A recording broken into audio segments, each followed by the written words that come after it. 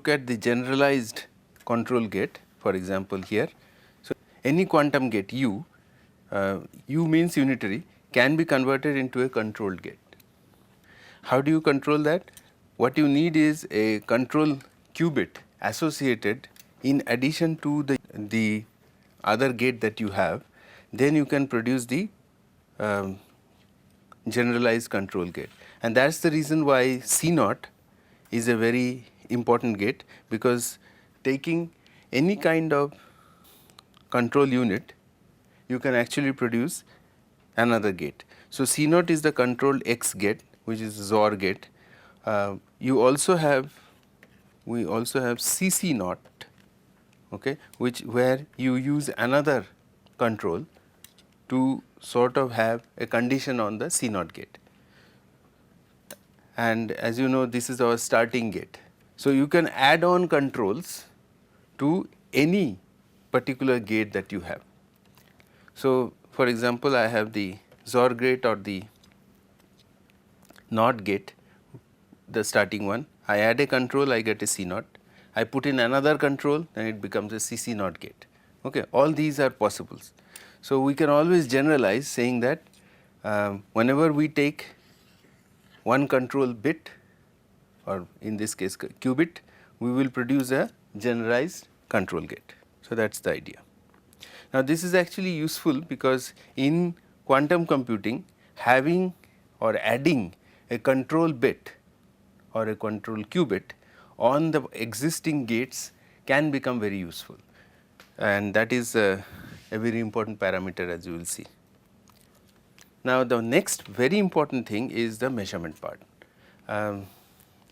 Time and again before also we have discussed this, that generally speaking we do not want to make any measurement in quantum conditions, because once you make the measurement, typically that is like the end of the line. You cannot anymore talk in terms of what else was possible, because that is a definitive answer. So, whenever you make the measurement, you have essentially decided to terminate or come to the result that you are interested in. But at some point of time anyway you have to make measurements, and it is best to be able to make quantum measurements, so that you are able to get the solution that you are looking for. Now, in terms of the circuitry that we have been drawing, the measurement in a quantum circuit is drawn in this fashion, that I have the state that we are talking about. This is our measurement process, and once you have done the measurement, you end up producing the classical bit representing the outcome of the measurement. Please note that now I have specifically mentioned that that is the classical bit. Now, that is the very important part of this entire exercise, making it clear that the moment you have come here, you have decided to look at your results, and whenever you look at a result in a quantum system, you are essentially coming to the classical world. Looking is always in the classical world, that is how you understand. So, for example, for any two states, any two possibilities, as long as you do not make the measurement, as we have seen, even in this case, for example, rotation, the spinning top can be anywhere until I measure, right. It is Schrodinger's cat. All the possibilities everybody who has been talking about are all based on this principle, that until I make the measurement, the outcome is not clear.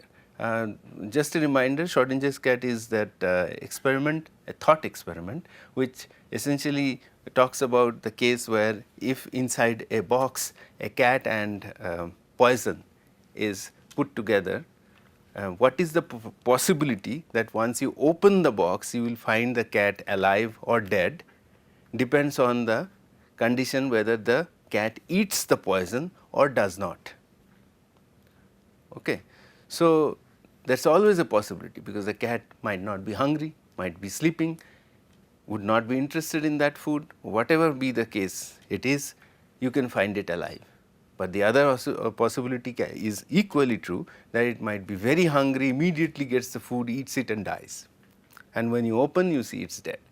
But as long as you do not make the measurement, which is opening the box and seeing the condition of the cat, You have no clue. Similarly, for all quantum systems, as long as you do not make the measurement, which is finally the classical bit, you are not getting the result, and until then you only talk about probability. So, whenever you have two states and they can be represented either in terms of alpha or beta, which are my corresponding amplitudes, then the probability will be the square of them, which is associated with getting either one of the answers. So, that is the idea. So, this is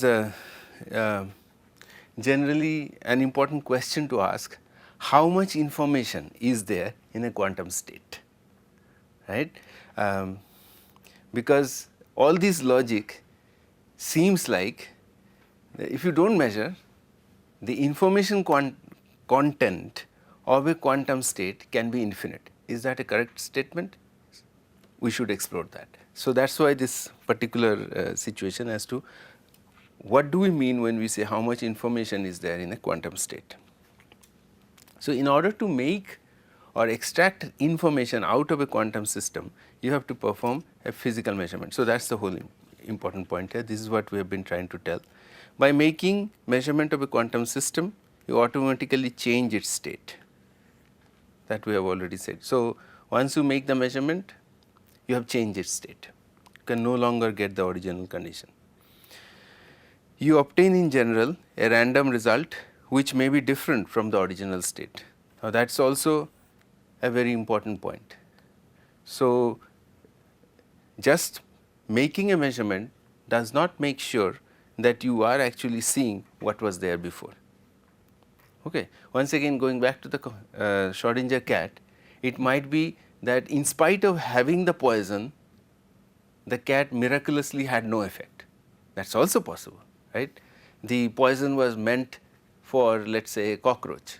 It was not big enough or potent enough for the cat. Nothing happened to it, right? It was still fine.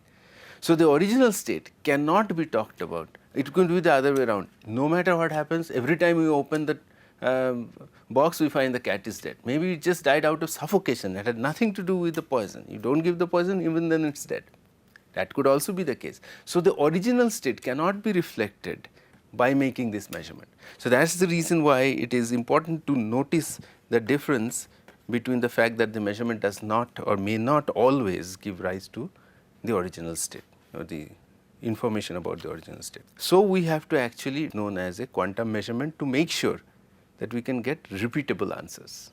Right? That is the most important thing, because given all these uncertainties, if we now want to claim that we have no knowledge of what is going to do when we make a measurement, then we cannot have a computation.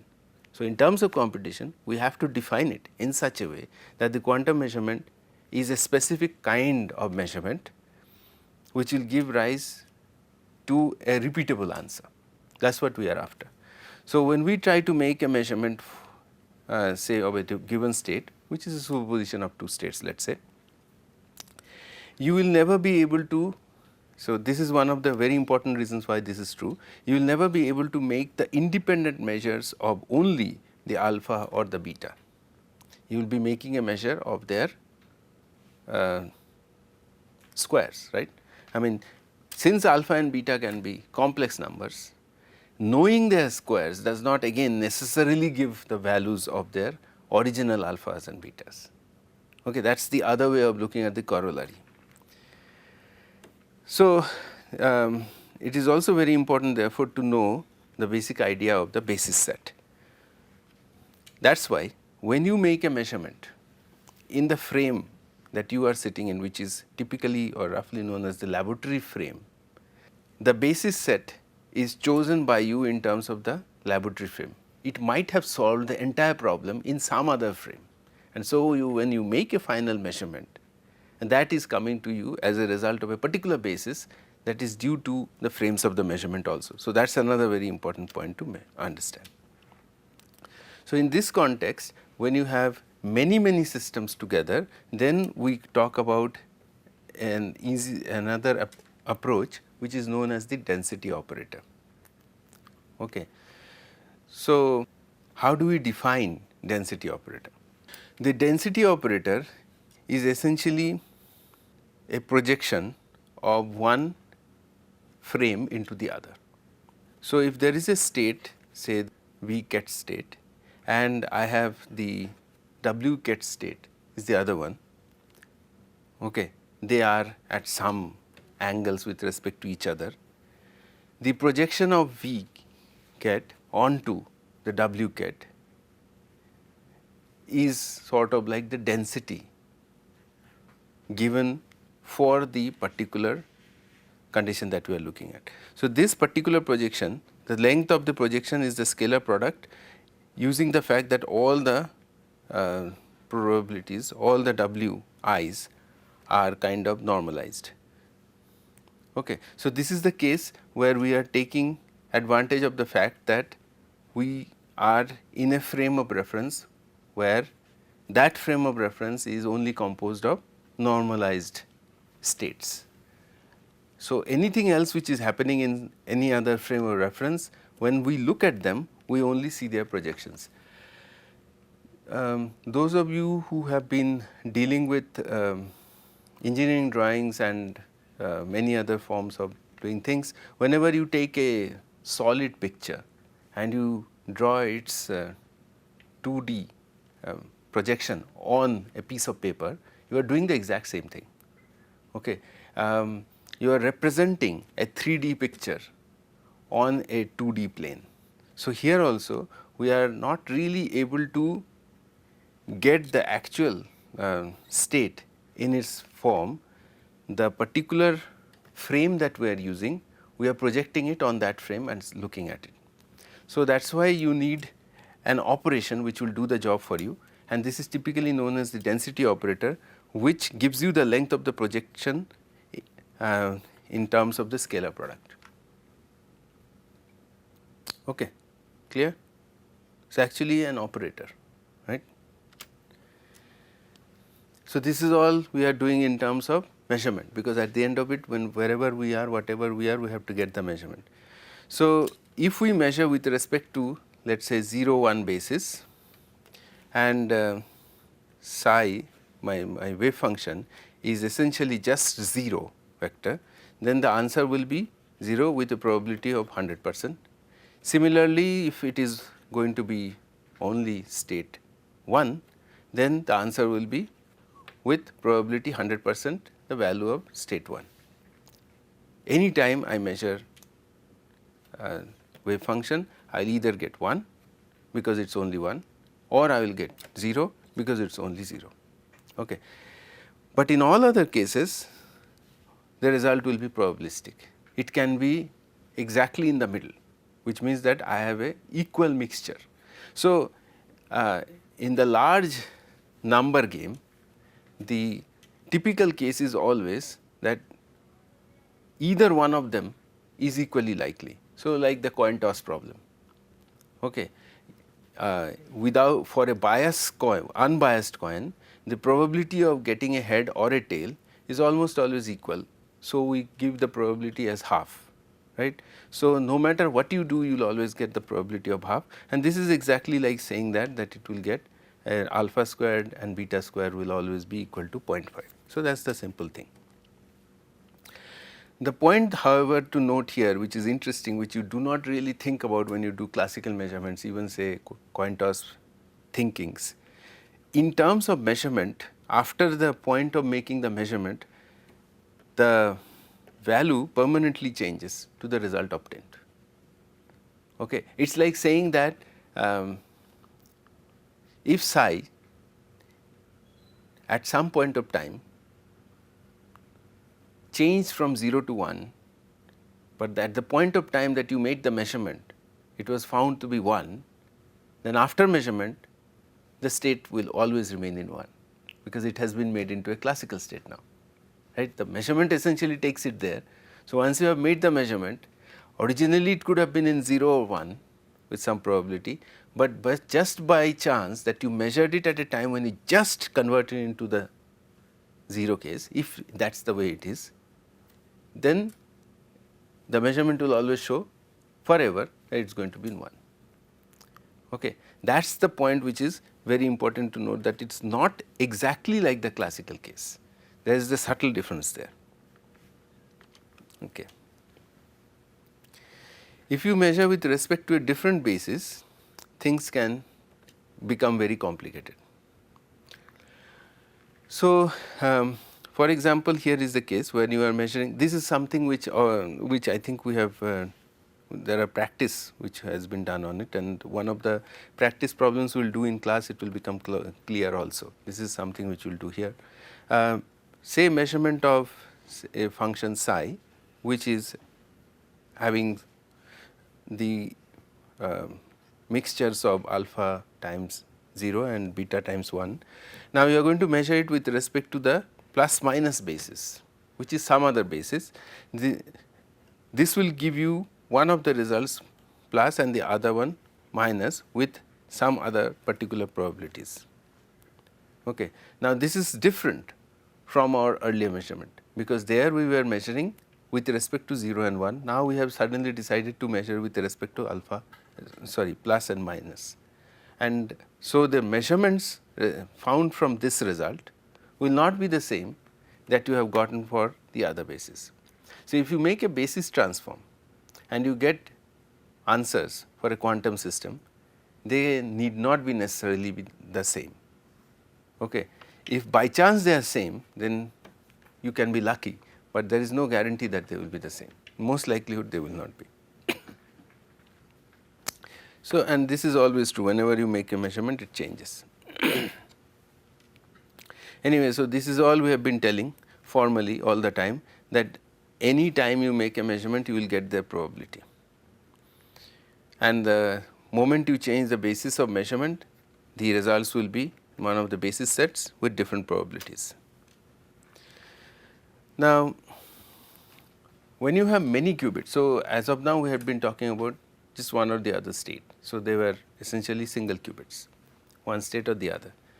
When you go for many qubits, then you are now talking about different probabilities of their each combinations, right. So, alpha 0, so since their amplitudes are different, now they become different states, right. And when you are looking at a wave function, they are basically, as we had discussed before, they are tensor products. The probabilities are, the final function is a larger base set. And if you look out for what they will look like, then you will find that they are composites of, say, the 0 0 state, 0 1 state, 1 0 state and 1 1 state. They are all different. Okay. So, we started off with 0 and 1 all right, okay, but we ended up with having all these different combinations because they are tensor products. So, the probabilities will then have given rise to different results. So, the probability of the first measurements will reduce psi to one of these smaller states are given by these probabilities, right. You can actually do these very simply and you can prove it to yourself that this is how it works. Once you have made the measurements once, if you make the second measurement, then you will reduce this to one of the 4 states, which is these 4 states, right. Now, once you do that measurement, then you get another set of probabilities which will be of this kind, because every time you are making one set of measurement, you are basically converting it to go to that particular basis that you are measuring, right. So, each of them will have different probabilities as has been shown here. You can go ahead and do these maths. So, by multiplying the branches of the overall tree, the way they are breaking up every time you make the measurement, we can obtain the probability of each result. So, for a state which is given by this combination, which means that it started off with just 2 qubits coming together with all these different probabilities, 2 consecutive measurements will give rise to a result which is 0 0 with a probability of this, a result which is 0 1 with a probability of this, a result which is 1 0 with a probability of this, and a result of 1 1 with a probability of beta delta squared. mod of beta delta squared.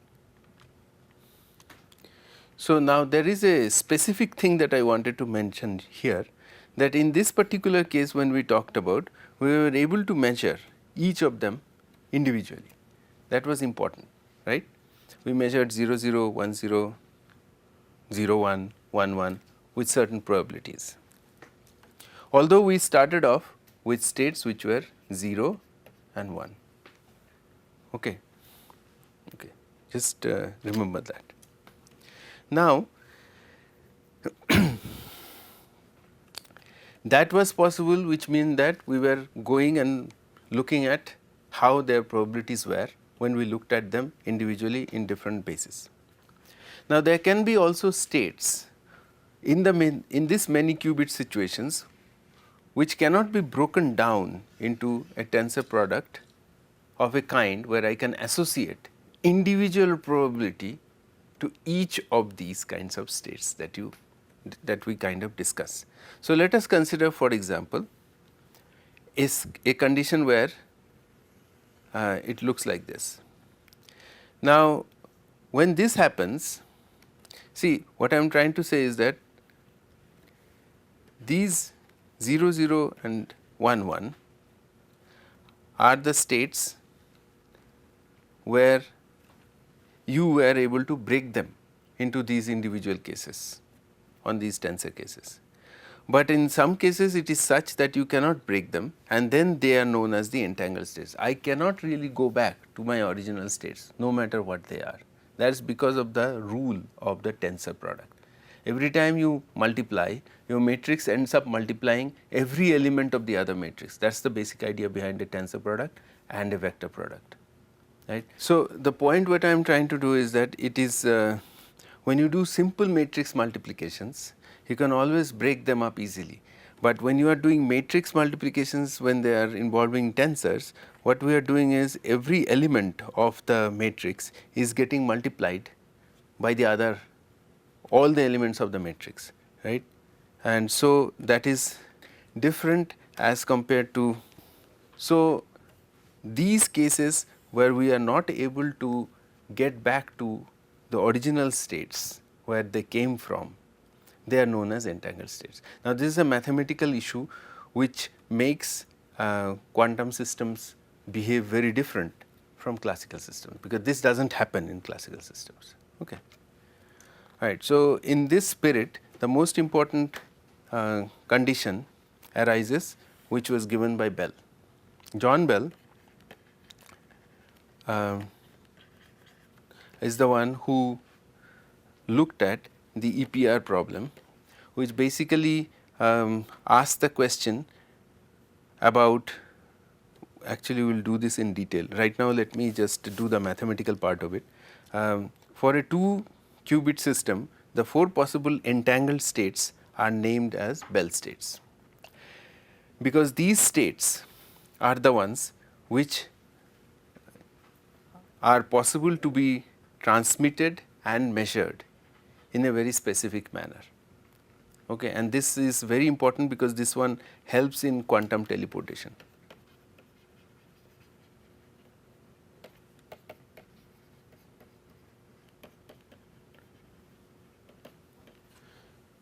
What is quantum teleportation? Quantum teleportation is the case where you are transmitting qubits across a quantum pathway, and unless and until you know how to look back at it, or you have the exact code to understand the particular set that has been transported, you will not be able to know what has come to you.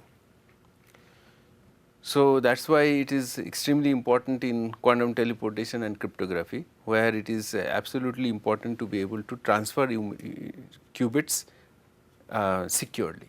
So, this is the place where quantum teleportation case where Bell states are very important.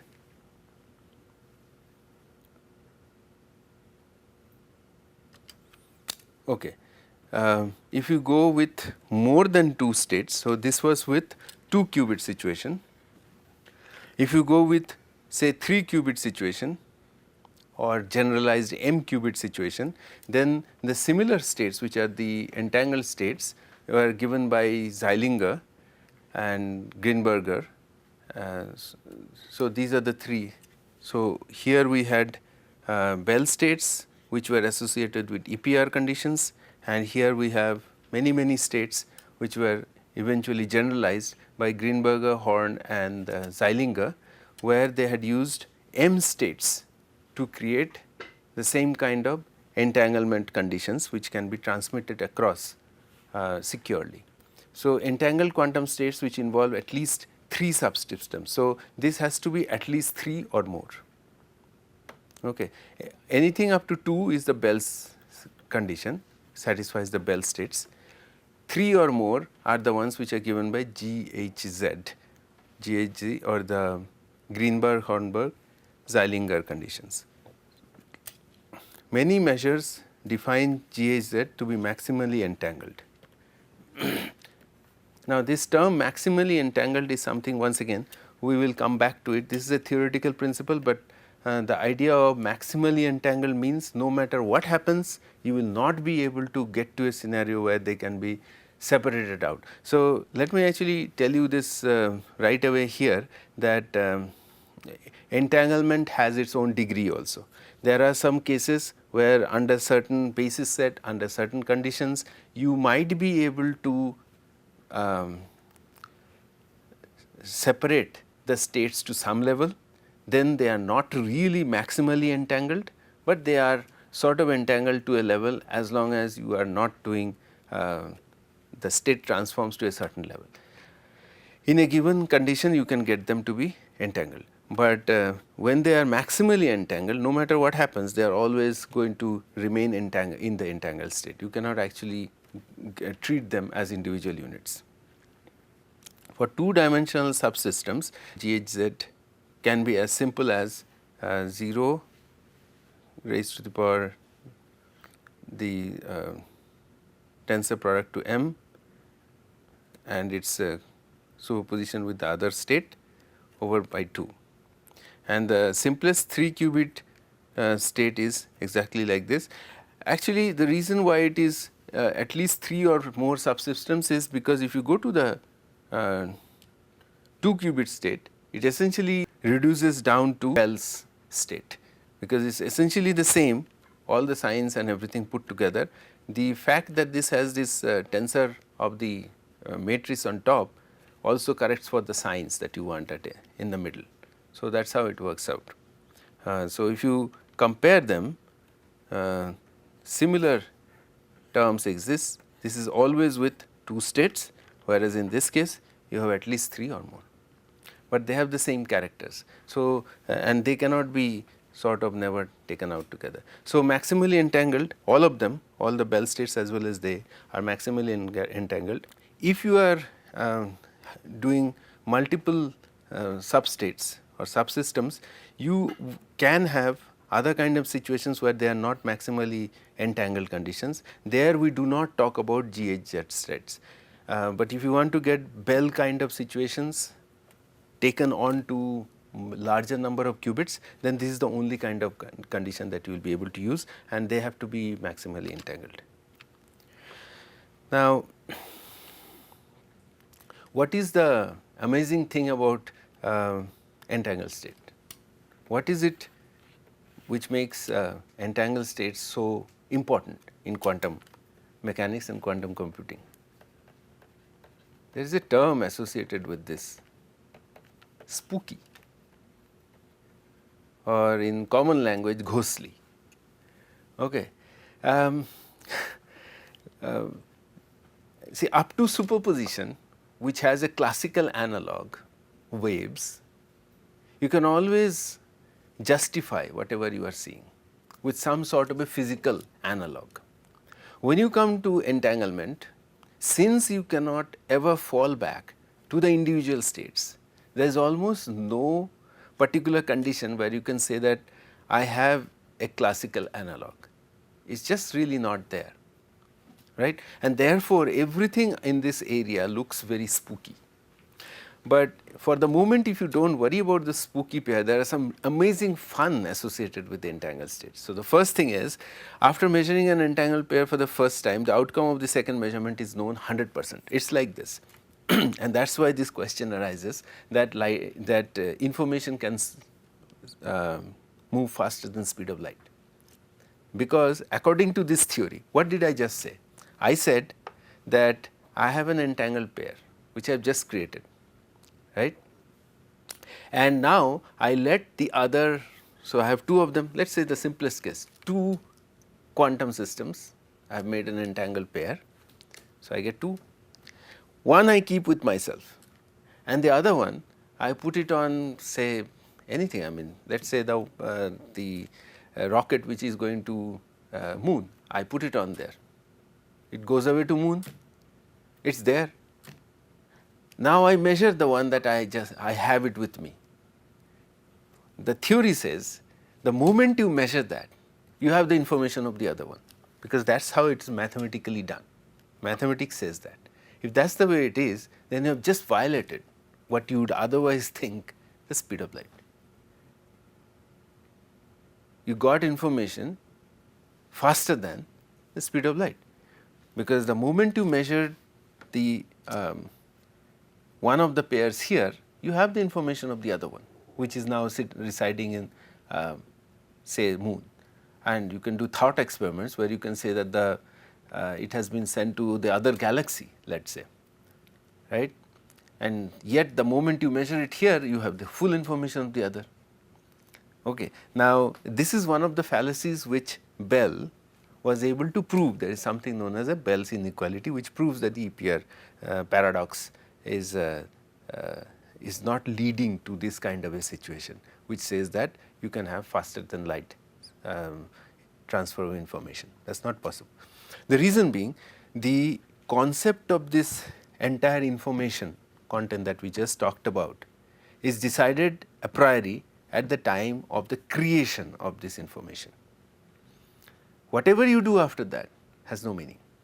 So, it's a little difficult to come to it, but that is why it gave all these names, spooky and everything associated with it. But the basic act of the idea, which is kind of fun to at least think about it, is the fact that if you have a state and it is a Bell state, for example like this one, then the moment you make any measurement of this, then you have the other measurement perfectly known to you. Okay. So, that is the idea, that the outcome of the second measurement is known with 100% precision, and this one definitely is 100%. There is no probability associated with this at all. This is deterministic, all right. That is the basic idea. So, we are going to review what we have done until now, because it is kind of heavy stuff that we did, although it might not look that heavy because I have avoided much of the math here, and whatever I tried to write somewhere, it did not come out properly, but I think we will revisit some of the math a little bit more. But what we tried to do was we showed you in these last two lectures, today and the last one, how qubits are represented, how many qubits can be combined together, which essentially means that it can be any, but for practical purposes there are some limits, that also we should know. What happens when you measure one or more qubits, where entangled pairs come from, what happens when you measure them. Now, these are also very important, right. So, this is the review until now. Now, based on these that we just did, we should be able to take one example which I already alluded to, which is teleportation. Now, teleportation, you must have science fiction and everything else, cartoons, chambers, movies. So, if quantum, if entangled pair is not made from the tensor product, how can you prepare that entangled state? Oh, actually, we are not really preparing them. What happens is, whenever you have, so the question is, how do you prepare entangled state? So, the idea is, whenever you can interact states together, okay, in a certain manner, then you will be always creating the entangled state or superposition state. Now, it depends on how you are making the interaction. So, that is the reason why I went through the gates before that, because we wanted to make you appreciate that how these operations are actually giving rise to the different results that we are getting.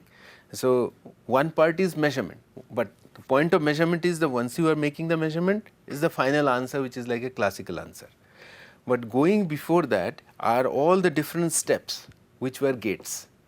So, first was definition of a qubit, next was the operations which were our gates. Now, these operations sort of had different results as a result of the interactions.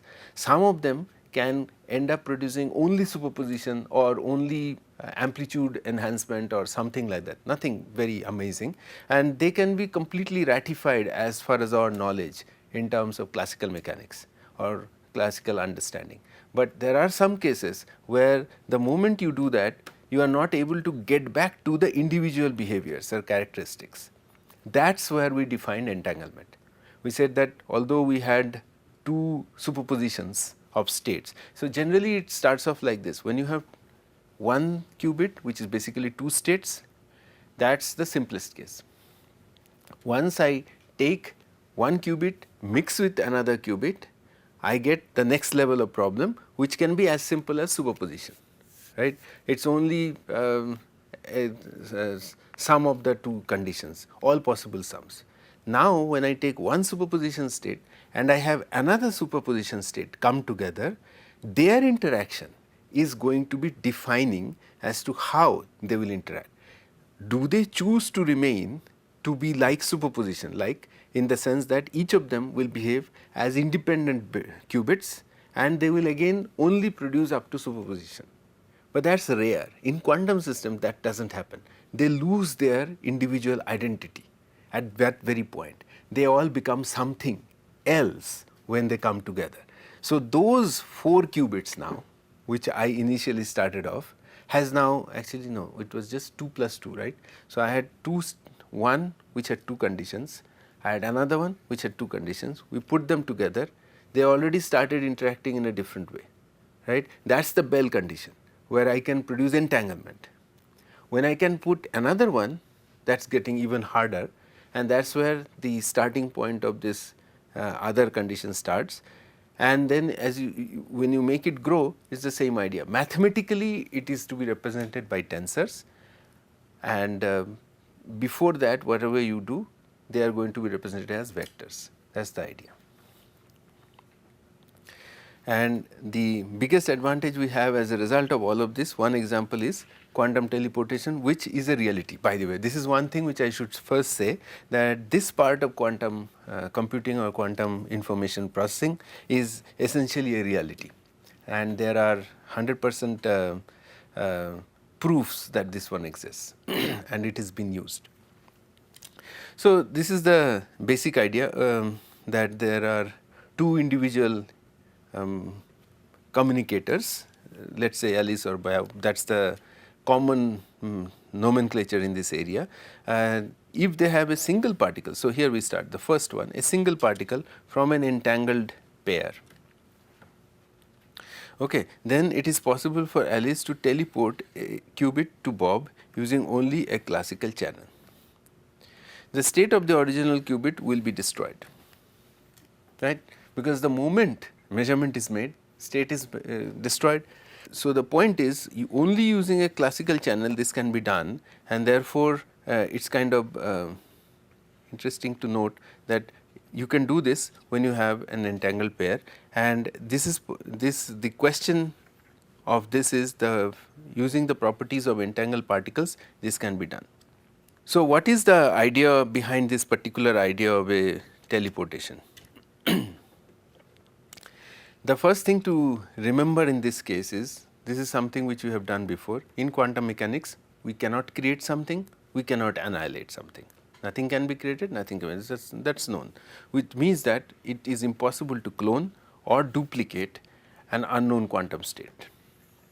When you know a quantum state, then it is classical anyway, right. So, that part is gone. However, it is possible to recreate a quantum state in a different physical location through the process of quantum teleportation. Now, this is kind of very interesting, which means that although, so these are the things why quantum computing in some sense can become a reality, because once I went, if we go back, we saw the cases where we declined that this cannot be done, that cannot be done. Let me quickly go back. So let's see, we started off here. Okay. Now, although it looked very pale, it was important to realize that in an actual computer, in an actual computation, it would be necessary to have these situations to arise also. Now, the very fact in quantum systems, which is which has to be reversible, these are not going to happen, which means that I will not be actually able to create a quantum computer in the sense of how we know about a computer, if this is strictly all how it is going to happen. But the very fact now what I am telling you when I come here is that it is true that I cannot do this. Okay. So, this is the no cloning theorem. I cannot really do that, that I already just told that was my no cloning, but it is also true that since I have teleportation, I can actually do this in a different way at a different location. See? So, I have found a way out of some of the necessary gates which I could not otherwise have implemented if I only go by the logics and laws of quantum mechanics.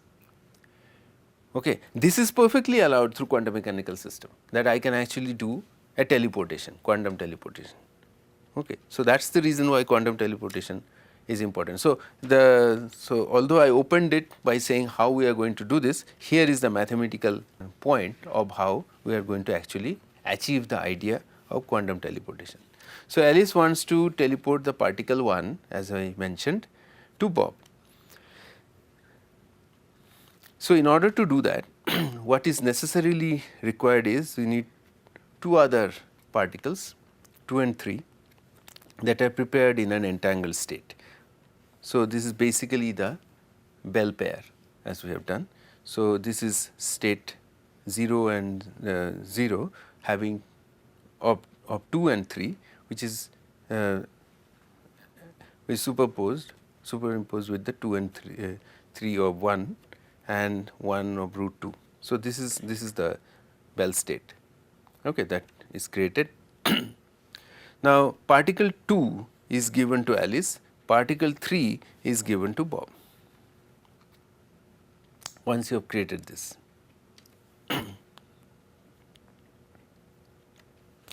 in order to teleport particle 1, Alice now entangles it with her particle using the C0 and Hadamard gates. Now, you have to look back into your knots and the gates that you did before. So, C0 you are going to apply on 1 and 2 states, and Hadamard you are going to apply on the 1 state. So, now the particle 1 is disassembled and combined with the entangled pair. Okay.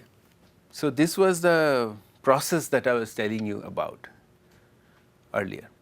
Okay. You have to understand one thing very important in this particular course is that in a implementation course, this is the part which is extremely important. How is the process happening? Okay. Knowing the mathematics as we have been doing in terms of saying that this is the math, this is the way it is fine, but we have to somehow get to a point where we are discussing the scenario as to how these are happening. So, once you have done this part where you have managed to put your particle 1 with the entangled particle, where you have managed to entangle your particle 1 with the particle which is now with Alice, then you are in a disassembled state of particle 1 with the entangled pair which Alice has. Now, Alice measures particles 1 and 2 producing a classical outcome which is all these possibilities. Now, depending on the outcome of Alice's measurement, Bob applies a Pauli operator to particle 3, reincarnating the original qubit. Now, if the outcome is 0 0, Bob uses operator I. If the outcome is 0 1, Bob uses operator sigma x. Now, this is the Pauli set, as you know. If it is 1 1, then he uses sigma y. If it is 1 0, he uses sigma z. So, based on these measurements, Bob is able to produce the original state of particle 1. So, the basic idea behind this is that Alice and Bob can perform a sequence of measurements on their qubits to move the quantum state of the particle from one location to the other. The actual operations are more involved than what we have presented here, and the actual operations are something which we will actually be doing in detail here. This is just a summary. So, this is just to set you up as to how we will be doing it. I think I will be stopping here because I think we will be almost coming to the point of here. Yeah, we will be stopping here, and we will be exploring more details on these areas from the next class. Okay, thank you.